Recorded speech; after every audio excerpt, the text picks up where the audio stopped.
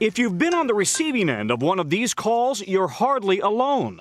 The reason of this call is to inform you that IRS is filing lawsuit against you. The FCC says Americans are getting a staggering 2.4 billion robocalls each month.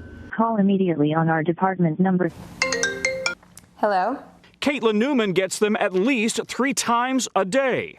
Today, I got 2 from Denver, Colorado, and 1 from Selbyville, Delaware. Calls from area codes or numbers that she doesn't recognize, but they keep calling. It always comes in with different numbers, so I can't block any of the numbers. I've tried before, and they still find a new way of targeting my phone. That's how it works. Federal investigators say the robocalls are often using a technique called spoofing, where their caller ID is faked. And it's almost always part of an elaborate criminal scam trying to convince Americans to hand over Social Security, bank account, and credit card information. In many cases, they are scammers who are outside of our borders, and so they end up using a fake number that appears to an American to be someone they might know or a U.S. government agency.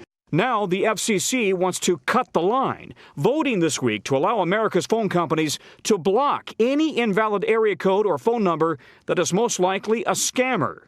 Why aren't phone companies already blocking those numbers? Because the FCC has always encouraged them to complete all calls. But Americans are now losing millions of dollars to phone scammers. We found in one case that 9 Indian call centers were raking in approximately $250,000 a day from these scams. Just that one operation in a few call centers was really lucrative. Creepy part of it is, why did they keep calling? How did they get my number? Where did they get it from in the first place? Creepy and annoying, but the nation's phone companies may soon get the go-ahead to start robo-blocking the robocalls.